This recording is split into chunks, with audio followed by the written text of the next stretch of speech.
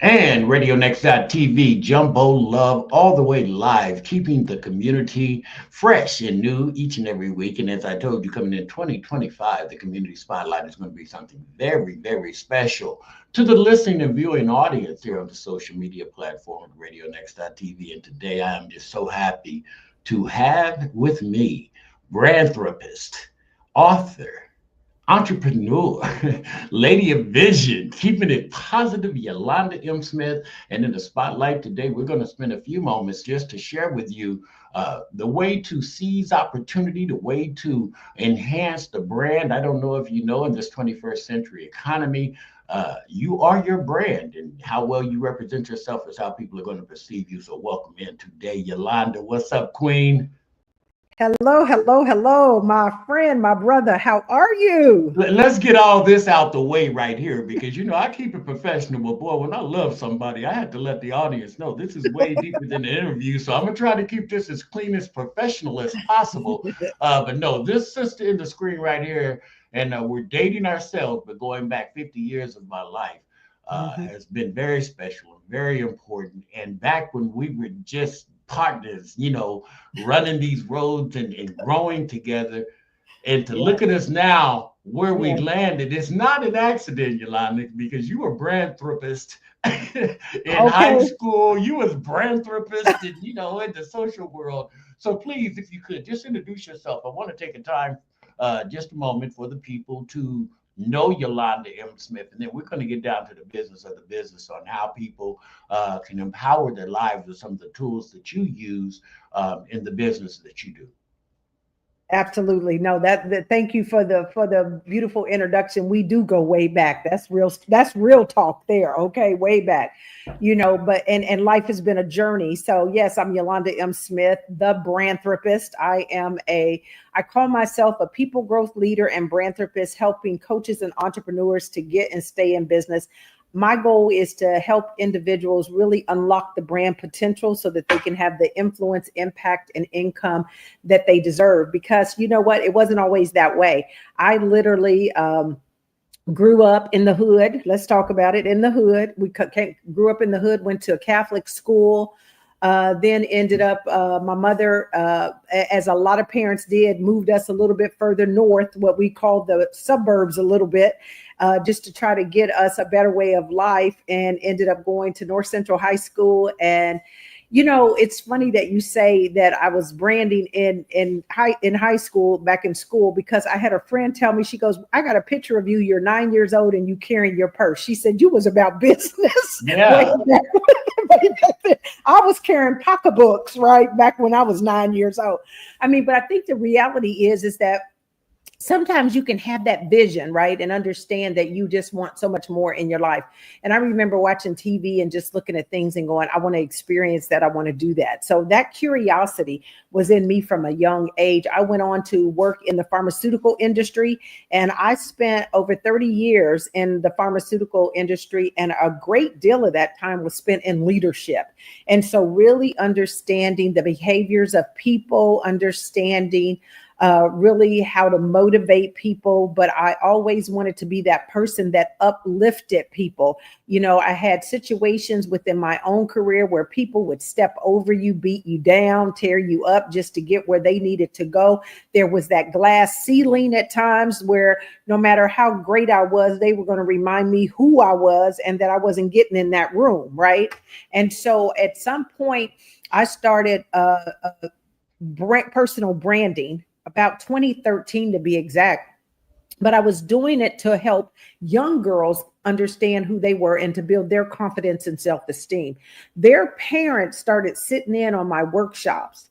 And that's when I discovered, oh my God, we need to give this to the adult population as well. And maybe they can help their children. But so many people did not know their value, did not know how to articulate that value to other people. And that's how personal branding started with me. 2018 monetized it. And then that's when Branding for Success was born, based out of a situation that happened to me on my job in the career sector, right? Where one person came in and basically said, I don't know who you think you are, but took my team, demoted me, the whole nine. Devastation. And that was the point where I decided, my friend, I always had the entrepreneurial bug. We had did Yotra Designs year before. I don't know if you remember that, where I did the imprinted sportswear and all that stuff. So the bug was there, right? And literally just said, you know what? Never will I have all my eggs in one basket again, because the hand that feeds you is the same hand that can starve you. And that's when I just went all in. That's when I went Now, all in. now this is where I'm going to interject, because I love great conversations, because I believe that the more people know, the more that they can grow. And you started talking about your childhood, and I think that this leads into just a plethora of different, ways that we can go in this conversation, because Mhm, when we were born in an industrial age where success was defined by graduating from high school. You either went to college, you went to the military, or you got you a good job. You mhm. worked You 30 went to the years, plant. or You went to the yeah, plant. you went to the plant. You did some things that were very, Mhm, very rewarding financially, but I think it mhm, stunted growth mentally. And we were mhm, trained and tracked to be institutionalized almost through our mhm, jobs. So when mhm. you started talking about branding, and this is the crossroads that I want to get to and let people understand. This world that we live in now, you are your business, you are your Yeah. entity, and how you present yourself and what you do, how you do it, are you good at it? That is going to be what people are buying now. The days of 40 years, a gold watch, and retiring with a good pension, they're pretty much over. So we have to Mhm, adjust. And mhm. you recognizing early, much kind of like I did with this internet radio platform. And God knows I didn't know where we would be 14 years later. But the truth Right. is, the earlier we make transition, the better for it. How do people understand their brand, and how to make it profitable, how to make it sustainable and consistent? How do people do that, Yeah. Yolanda? No, good question. First, I want to acknowledge you're absolutely right. We are taught, it's sort of a slave mentality to be enslaved to, as a worker, right? As a worker, not as the owner, as the worker. And so you're absolutely right. And what they do, I called it the golden handcuffs. There's enough there to keep you there, and you're told that's those limiting beliefs, right? That if you stay on your job for 30 years, that's what you're supposed to do, and be a good worker, show up on time, do what you need to do. But what I've discovered is that we're in a different era now. First of all, most companies aren't even offering pensions anymore. And I would tell you that I wish that I had left earlier. I wish that I wasn't a victim of that mentality, but I was. I got to be honest, I was.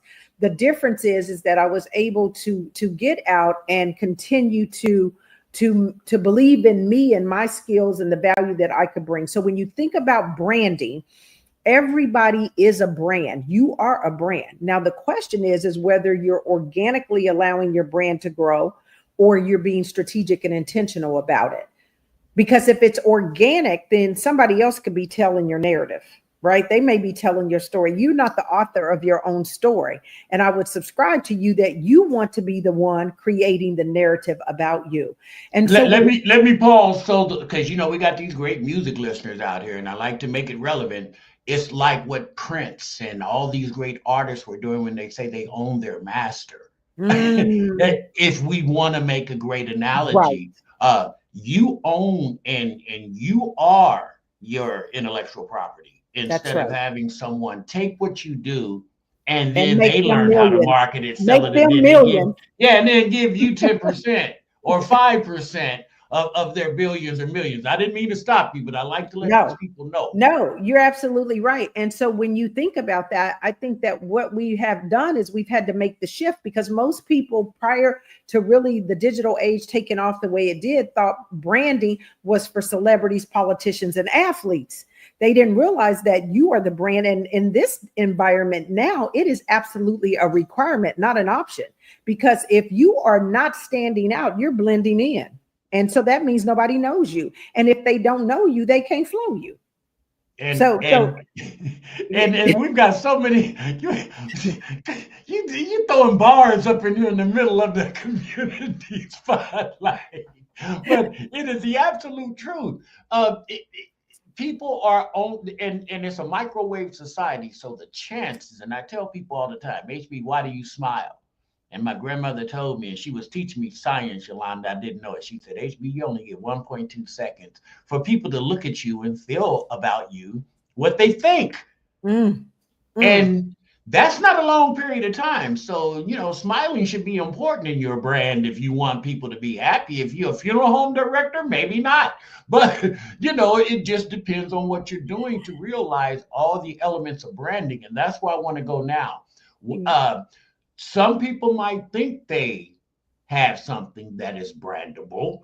When does the reality, as the brandtherapist and someone who is well versed at saying, honey, this might not work for you, or this is what I think you might consider in enhancing your brand. And where do we get to that point?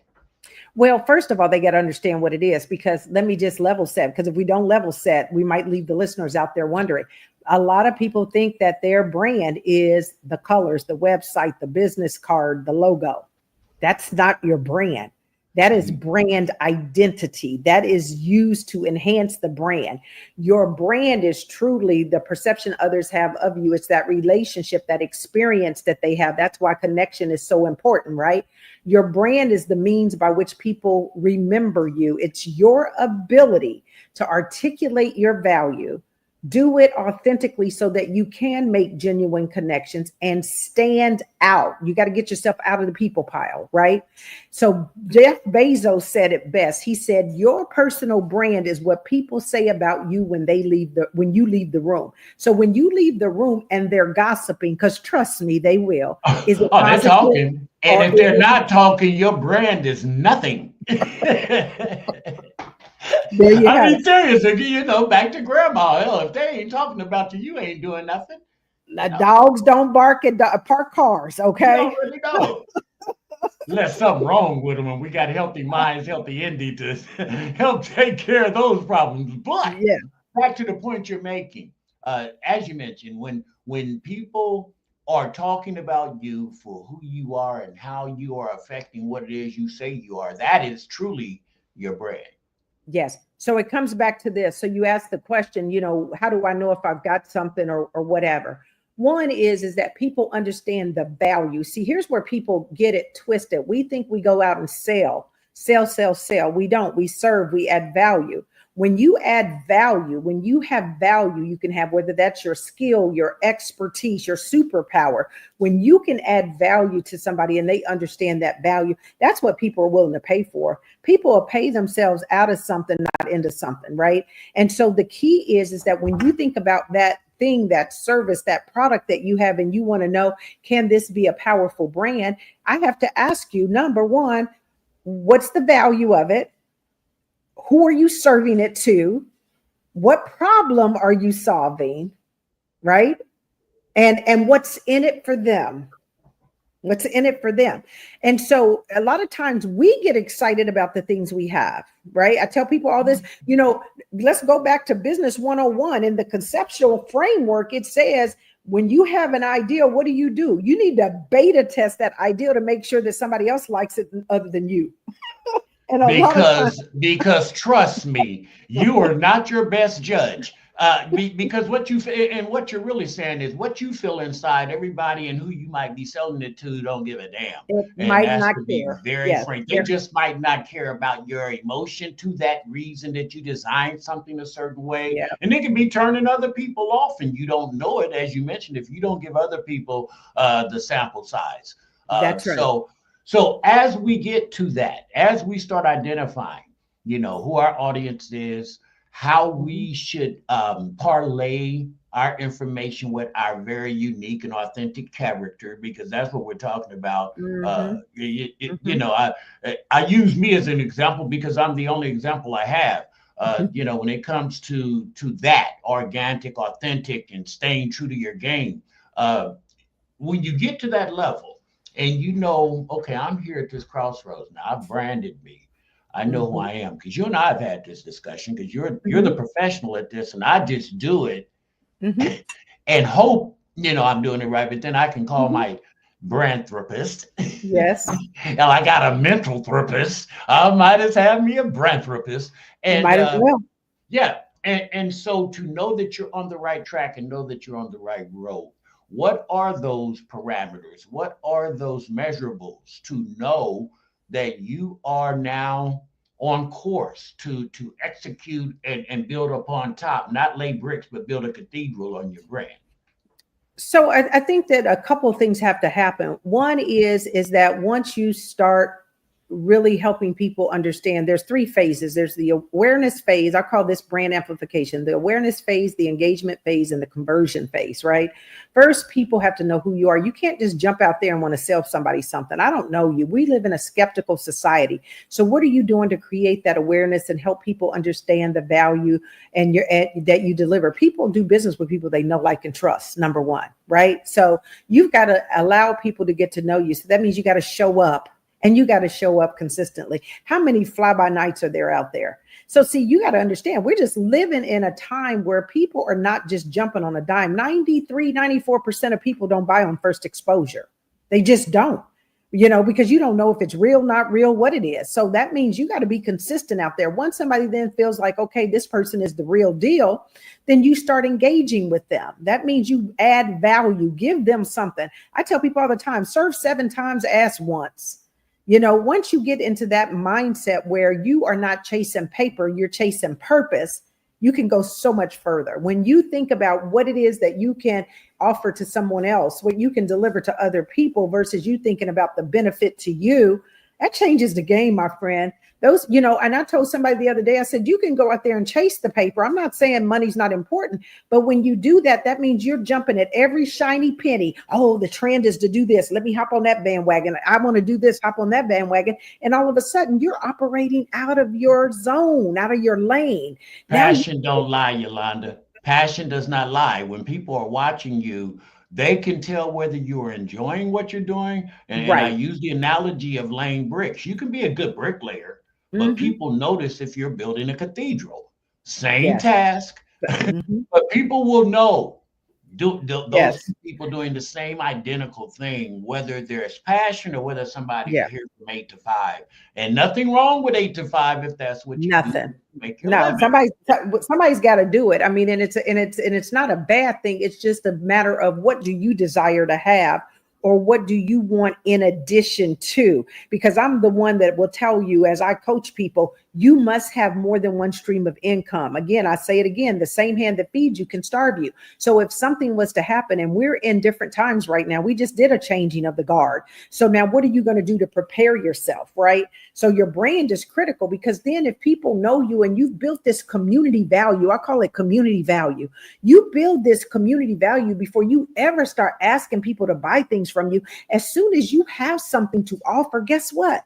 They're going to buy it. They're going to So, believe in you. so let me interrupt here. So really, I'm hearing if your brand is you, and every time you've done anything and people in the room are saying they can trust you, no matter what the product or the service, your brand, They'll buy it. consistency, offering value, making sure you're time conscious, all those things that are about your brand will travel and carry, which now allows you to walk into different forests and create new streams, correct? Yes, you get this when you have a powerful brand. Let's just say it this way: your brand can be the difference in you being the best kept secret or the sought after authority. So instead of you chasing clients, guess what? You're attracting them. It can be the difference in you being the person that gets the clients, or watching the people that get the clients, right? Or the promotion in your job, because it works in corporate and entrepreneurship. Don't get it twisted. People say, well, but I work in a company, and is there confusion between the company's brand and my brand? Absolutely not. If you've got a powerful brand, that is a compliment to the company, right? And not only that, then if people know the value you can deliver, they know your expertise, they can tap you on the shoulder for a job that may not exist yet. It may not have been posted, and you getting tapped for it.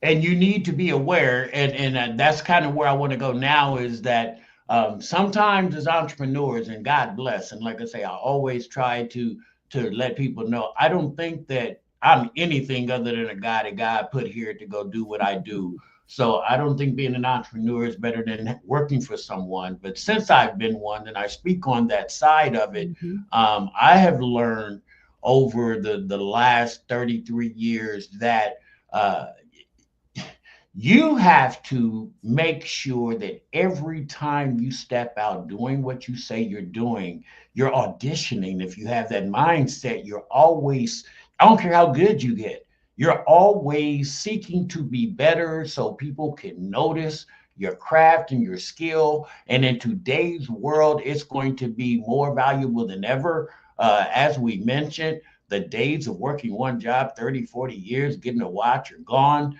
And so now you have to be versatile. You have to be diverse in how you think.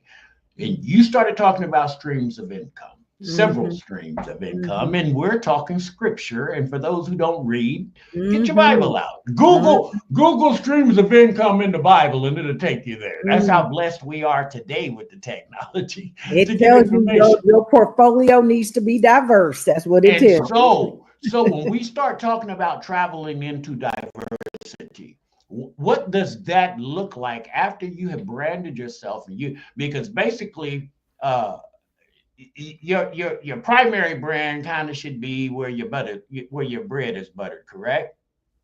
Well, there's no different in brands. You are the brand. Okay. So you're the brand. So you can say, okay, what is it that I am? What's my table stake? What's the main thing? Right. So if you were to say me, what is your main thing? My main thing is around personal branding. Now, the multiple streams of income come in as to how you deliver those services. So right now I'm operating off of 7 streams of income, right? I recommend everybody has a minimum of 3. So you say, well, Yolanda, what does that look like? Okay. So I do coaching. I have digital products. Digital products are important because guess what? That's passive income. I get paid while I'm sleeping. I wake up and I just look at the account to see how much money. And you'd be surprised. A lot of people buy in the wee hours. They just up, can't sleep. They are scrolling That online. be jumbo, that be jumbo love, and most old people our age are nocturnal. Let's face it. You know, I'm I'm just watching saying. Dateline I'm at 3 right, a.m. every right. So you got the coaching, you got the digital products. I do speaking, I do corporate training, I do legal shield, right? I have real estate and I get a pension.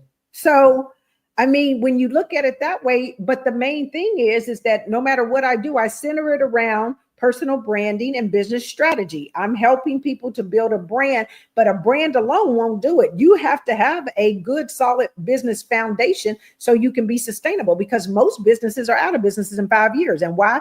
Because they don't have the funding, they don't have the sustainability, they just don't know what they don't know. They have great ideas and they go straight to tactics, and that does not work. You've got to have a powerful brand out here. And back to what you said real briefly, you said, well, you have it has to show up, and how do you make it better? What it has to really be is consistent, right? So you have to be that same person offline that you are online. You can't be buttoned up offline and looking all prim and proper when you walk into these professional spaces and then all of a sudden get online and get ratchet. That creates brand confusion. And what do I'm, we know I'm about confused people? I'm confused by so many of these, especially the youngsters that have grown up. And when we, as we close this, I want to go there, but the youngsters who don't understand because they have never had to realize the real world, so to speak, in acceptance, what's acceptable, what's presentable, and what's not. Because their whole life has been with this handheld device that gives you instant gratification and instant information. And I don't think that they have really understood longevity of what, time does to you and how it makes you look 5 years, 10 years later. They The just don't. implications, right? They The just don't implications. know. They just Yeah, don't know. So we have to do yeah, better at teaching them yeah. those principles as we move forward.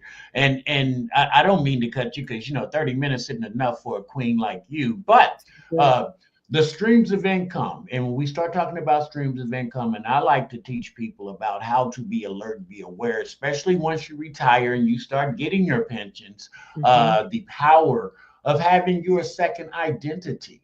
And then mhm, that will lead us into your legal shield venture because you mm. need another tax ID number to Well, balance some of the monies that you will be receiving that might count against what you have earned that's legally yours to offset. Can you go there a little bit? yeah, so it's about structuring. So when you decide that you want to be in business, you don't want all the liability to rest on you and your name and what you've built over the years. And so that's why it's important to structure your business properly. And in order to do that, sometimes we really need to leverage our legal services, legal consults. And for most people, they think it's not affordable. And that's why I got into a company that offers affordable legal services at a monthly subscription rate, and you can access them anytime. So whether you're wondering, should I create a LLC or a S corp or incorporate, or what should I do? You've got somebody there that you can talk through it based upon what you're wanting to do. But not only that, they're there to safeguard your business. When I tell you my first year out, because corporate America, let me be clear, people, is not the same as entrepreneurship. Corporate will give you the systems and processes that you need. In entrepreneurship, you have to develop and build them yourself. And I had raggedy paperwork. I called those contracts, and I lost $45,000 my first year in business because I just Googled them and took them offline. You need to have legal representation. And one of the things that we do at Legal Shield is empower people with access to their rights so that they can safeguard their business. You can safeguard your home. You can safeguard your brand. If you are out here operating, you need to have your intellectual property secure, your trademarks, your copyrights, things like that. Because we're in a world right now where the number one largest, fastest growing crime is identity theft. And against a population of people that are predominantly about 60 and older. Those are the primary people they're preying on because of the lack of knowledge of this information age technology. And that's the beauty. Legal Shield offers you business plans, personal plans to get your wills and things like that done. I mean, you guys, you can't beat it. It starts at $29.95 a month, and then it goes up depending on what you're doing. But for a little more than $1 a day, imagine that. You can just have the security you need whenever you want it. I stumbled upon this HB, and I couldn't believe it. I said, you've got to be kidding me. I can safeguard my business here. So if you're into business, you're a budding entrepreneur, and you don't have money for high retainer fees, right? You don't have money for high lawyer fees because the average fee right now is about $300 an hour, right? You don't have that kind of money. You can get a monthly subscription and have access 24/7. You know what's amazing to me though is that I've been fortunate and blessed enough to know about Legal Shield probably since the mid '90s. And if I'm not mistaken, this Legal Shield has been around for over 50 years, correct? Oh, absolutely. They're 52 years young. Okay, so I mean, I know a little bit of the history and know the value of it because I am a Legal Shield member, and the benefits almost are so similar to having a AAA card that I wonder why people don't understand it from the value side. But then there is a business side, and we're always getting calls about somebody who's just been locked up, somebody who's been fraudulent, somebody who has had a repair guy do shoddy work, and they don't know where to turn, and they're calling their neighbor. And I'm like, for $29, you just have a daggone encyclopedia of help. And it's amazing. We don't think that way. We want to be until tragedy happens, and then there you go. That's what I was going to say. That's what I was going to say. You hit the nail on the head. We are reactive versus proactive, and by the time it's already happened, it's almost too late, right? You want to have that. You want to have that security on your side. I mean, if you've got children that are in college, my daughter has it. It's an app, and I tell her, it's a police officer can come and shut down a party at any time. These kids, you know how they are. They get a little feeling themselves and stuff. I told her, I said, sis, you got to have that app. Okay, tap that app. Tell them I need to contact my attorney right away. You call the attorney, hey, we're being detained. We don't know why we're being detained, but can you please talk to the officer? Do you know that can diffuse a situation? People don't understand. And once, you talk about the difference between, like you say, diffusing a situation and maybe having a felony. Even if they acquit you, you're still been caught up. You've been caught up in that drama. You get a traffic ticket. Send the attorney. As we get ready to close, I want to ask you this because I told you before what I'm trying to do with this platform is inform the public Yes. especially that public that is aging and the Yes. chasm. And I don't know if people really know it. The language barrier has been so tainted over the last 30 years on how we communicate, how we get our resources, how we can make money, how your skill can be, as you mentioned, if you're in order, your skill set over the last 30 or 40 years, as you get ready to, make your transition, they are contracting people now because they don't want to pay insurance. So it's a big world out here for people Yeah. with knowledge and skills. If they know how to navigate a computer, if they know how to have a brand, Yeah. if they know how to reach the public and know where those people are, it's a very new landscape. Yeah. What would you encourage people to do as they are going through this transition, this change? Number one, contact the brand therapist right here, Branding for Success. And then if someone has a special skill, and just say from step A to making me my brand, Yolanda M. Smith, as we close this up, step one. Yes. I think the first step is to understand, is there value in it and what problem are you solving? Step That's the two. bottom line. Step two then is to be able to articulate that value, understand, tell a story, help people understand why you are uniquely positioned to help them with that. Step three. Then you start to really activate the brand in the marketplace, utilizing your skills, utilizing the digital environment, social media to get to the audience that you have uncovered that you want to serve. And step four. Step four becomes the consistency in action. You got to master that thing and you got to just keep it going. And so then you also collect your social proof, right, to people that have been pleased with your services, and make sure that you have that out there, because somebody else can say it about you better than you can say it about yourself. And I'm gonna say step five, go make that damn money. That's right. That's right. After you've done those things, Go go to the make that bank. Go money. to the bank. And Go to the bank. and Charge your along value.